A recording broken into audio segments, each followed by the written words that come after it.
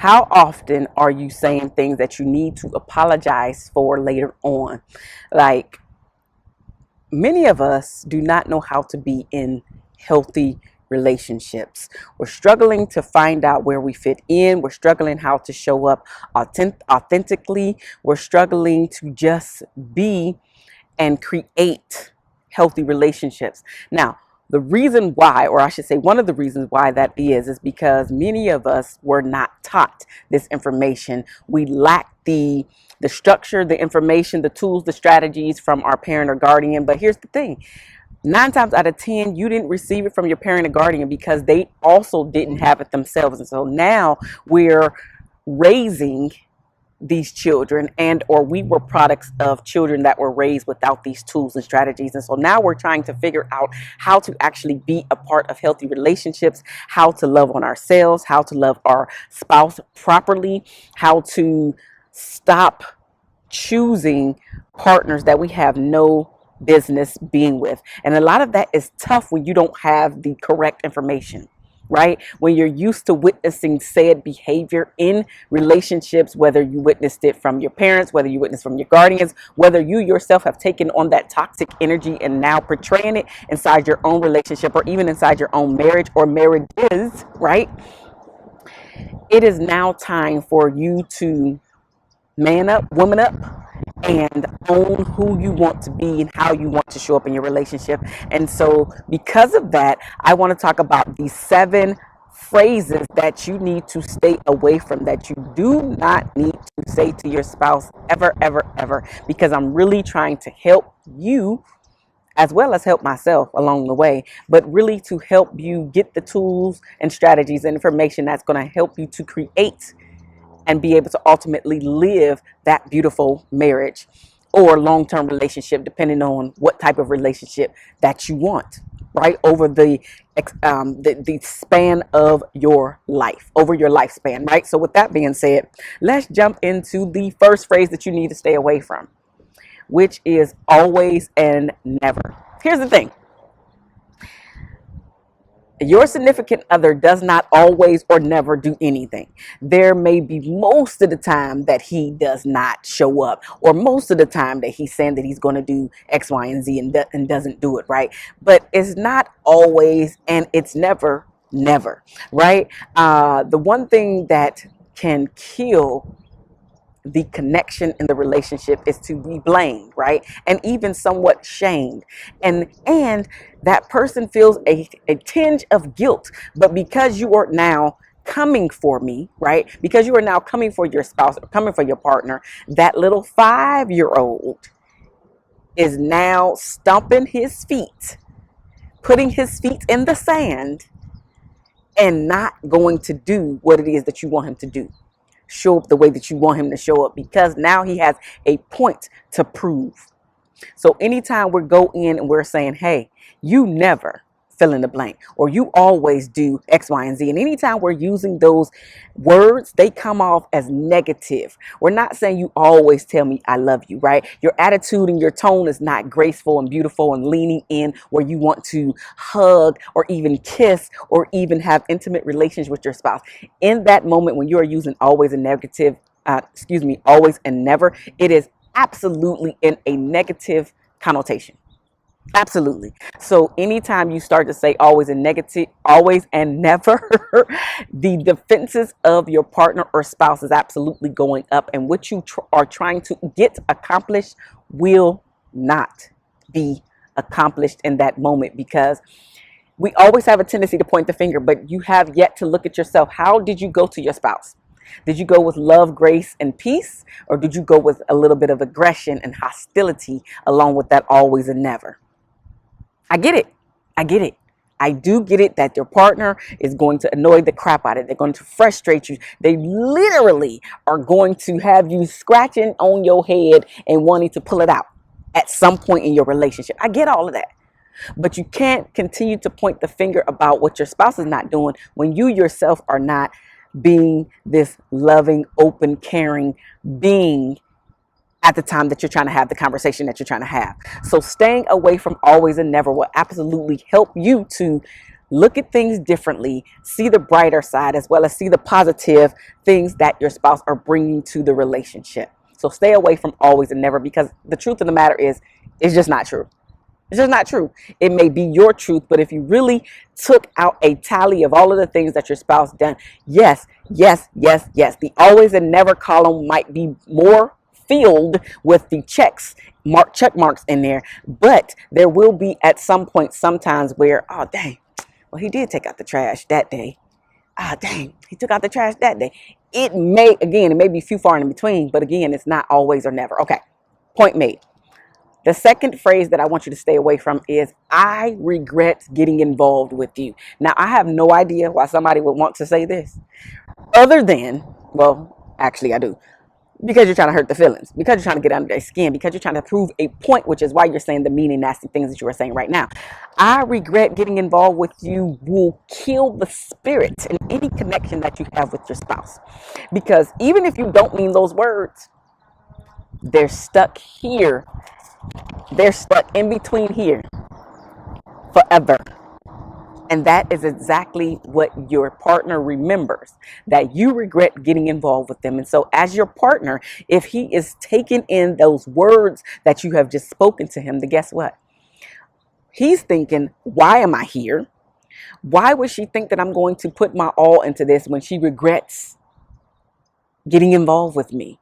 And there's a whole slew of why questions that he's going to ask himself. The bottom line is, if you ever have the audacity to say this to your partner,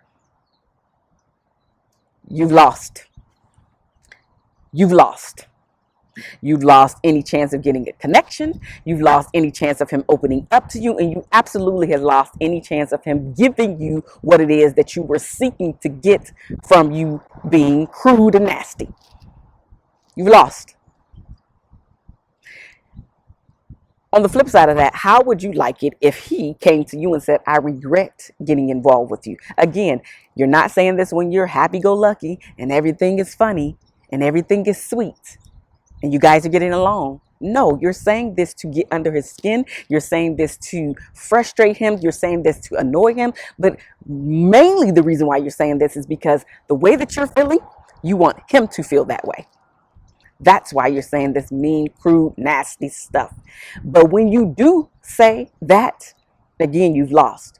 So now you have to weigh, do I want to lose this person, or do I need to figure out how to say this differently, or not at all? Because the truth of the matter is this: he was your choice. And so if you regret getting involved with him, then what does that say about you?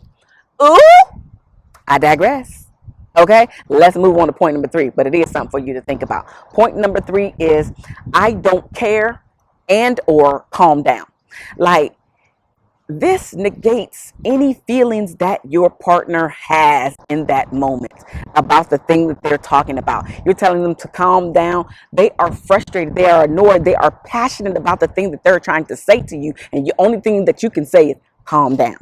Like, absolutely, there is no calming down after you've told me to calm down, because again, I have a 5-year-old inside of me, just like you got a 5-year-old inside of you. And so guess what? Now you about to get a taste of my 5-year-old self who is in their feelings. You don't care about the things that listen, we're gonna go back to Chris Tucker, and do you understand the words that are coming out of my mouth, right? So you don't care about the things that are coming out of my mouth. Why in the heckies Hades are we together? Like, if you don't care about what I'm saying, it's a problem. Because even if it's not your thing, like your big thing in the moment, you should care about it because I care about it. And that's the partner that you want to be in a relationship with. It doesn't matter that it's not their experience. They care about it because you care about it. And guess what? He should care about you. And so if he doesn't care about what the words that are coming out of your mouth, or is constantly telling you to calm down, then absolutely you are ripping away the feelings, or I should say he's ripping away the feelings that you have in that moment. And guess what, sis? We do these things too. I'm speaking to you because you're probably a black woman who's clicked on this video, and that's who I help, black women. However, black women, yes, we have a tendency to say all of these mean and nasty things as well. So If you're not the person that's saying these mean and nasty things, you can send this video over to your boo. Because I'm telling you, I already know if these 7 phrases are in your relationship, there is distance also in your relationship or even in your marriage. Absolutely. But you can repair it. But let's get back to the list, because we're not talking about repair today. We're talking about you becoming aware of the 7 things that you were saying that is absolutely, slowly but surely, either creating distance and or tearing your relationship apart at the root. And that's what you're not paying attention to. These breakup and divorces don't just happen after one event. It's the constant talking about, showing them that you don't care, belittling them, making them feel like they are less than, etc., etc., etc., etc., right?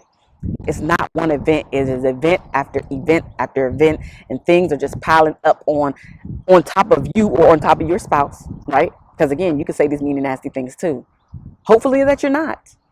But if you are, now I am here today to help you become more aware of the things that you need to start correcting, because we can't keep pointing the finger. There's something that you're doing that's also contributing to the way that your relationship or marriage is going today, whether it's good, bad, happy, sad, or even indifferent. You're contributing to it in some form or fashion. So I don't care and or calm down. Absolutely stay away from that phrase. Phrase number 4 that you want to stay away from is I'm done talking about that, or I'm done talking about this.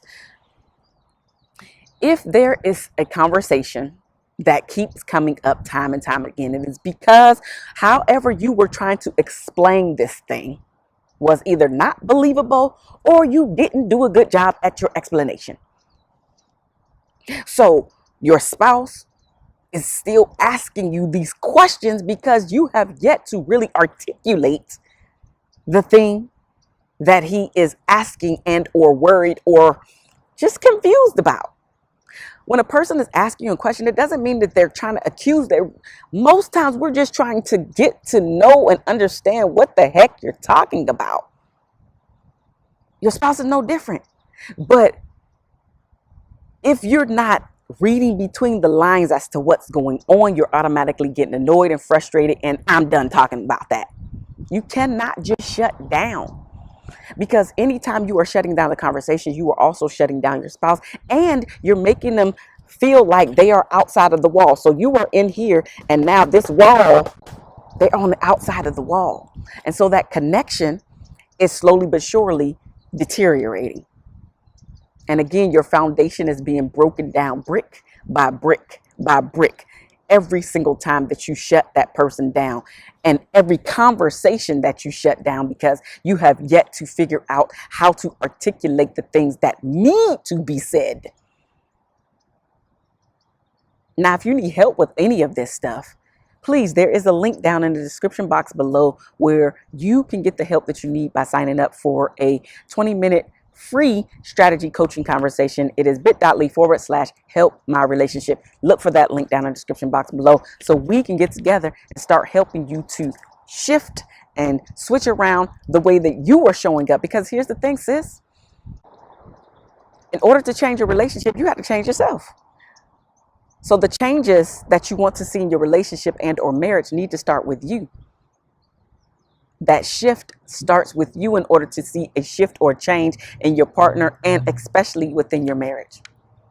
Look down in the description box below for that link so we can get together, have this conversation, and figure out how we can work together so I can get you from where you at today, which is these phrases that you're saying, right? Get you away from them. So now you can be on the road of being a better wife, a better mom, a better spouse, a better significant other, just a better woman overall. Right? So you can't say that I'm done talking about this or that, because now you're shutting down the conversation and any chances of your partner getting understanding of what you're really trying to say. The 5th phrase that I want you to stay away from is it's your fault. I talked about blaming and pointing the finger earlier, but here it is. You cannot say that it is your fault that because nobody can make you do anything. You are the only person that you can control. Your partner can't control you. You can't control your partner. And I've said this before, you can't even control your kids. Cannot. You can't control nobody but you. So it is not anybody else's fault that you chose to do what you did, that you chose to say what you said, that you chose to not do what should have been done. It's your fault. We have to learn how to be big girls and big boys and take responsibility for the things that we're saying, the things that we're doing, the things that we're not doing, the things that we're not saying, how we're showing up. And if you do not have the tools or strategies, keep coming back. Get what you can get, apply it in your relationship. If you want to go deeper, sign up for the call, right? There are other links down in the description box below where you can get freebies and everything down there, because I am on a mission to decrease the divorce rate one conversation at a time, specifically with the sisters that look like me. Now, have I worked with men? Yes, I have. Have I worked with sisters that don't look like me? Yes, I have. But I really cater to the people that look like me, because I feel like we've always been at a disadvantage, but we don't have to be at a disadvantage. We just got to get the correct information and apply it. And that is the thing that is killing us, is the application of doing whatever it is we need to do in order to transform our lives, transform our relationships. The help is out here. It's just a matter of you now taking the next step to get the help that you need so you can stop being toxic. Love you. But if you're doing any of these phrases, you're toxic. You are. But you also can stop being toxic, because you have the power to create the relationship that you want. You have the power to create the being, the person that you want to be. It's just a matter of you actually, again, getting the correct information and applying said information. Applying it. I digress because I'm getting hype. The sixth phrase I want you to stay away from is, don't take this the wrong way, but. Like, anytime you put but after the initial, it negates what you're saying. So, I love you, but okay, just start with whatever it is that you're trying to say, because literally you just told me that you don't love me. I want to tell you this, but like, you really don't want to tell me. So just don't. Or that outfit looks good on you, but okay, so it really don't look good on me. Like, let's think before we speak. Anything that you say and then you use a but in there, just leave that first part off, because it negates and even destroys what you just said, because it's not true. You're trying to soften the blow.